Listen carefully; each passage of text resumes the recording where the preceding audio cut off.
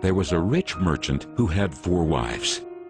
He loved the 4th wife the most, and adorned her with rich robes and treated her to delicacies.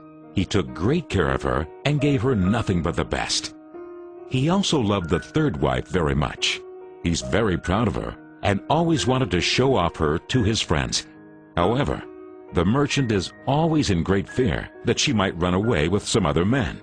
He too loved his 2nd wife.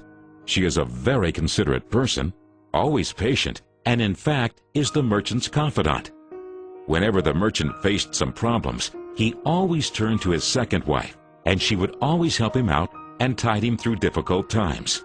Now the merchant's 1st wife is a very loyal partner and has made great contributions in maintaining his wealth and business, as well as taking care of the household. However, the merchant did not love the 1st wife, and although she loved him deeply, he hardly took notice of her. One day, the merchant fell ill. Before long, he knew that he was going to die soon. He thought of his luxurious life and told himself, "Now I have 4 wives with me, but when I die, I'll be alone. How lonely I'll be."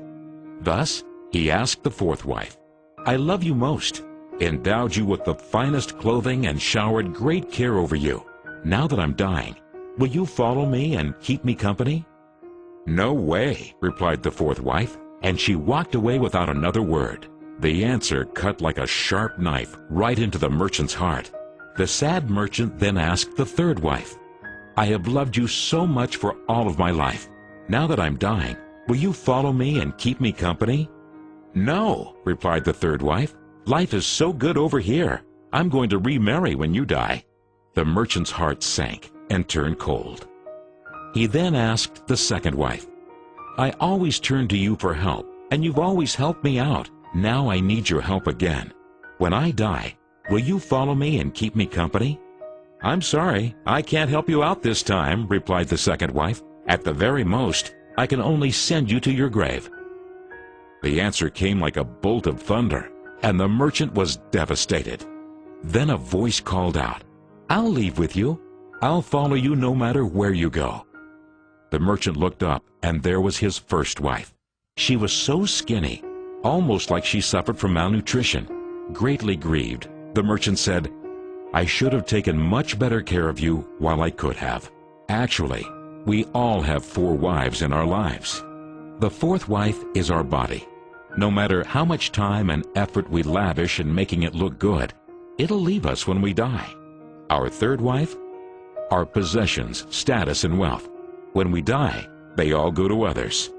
The 2nd wife is our family and friends. No matter how close they had been there for us when we're alive, the furthest they can stay by us is up to the grave.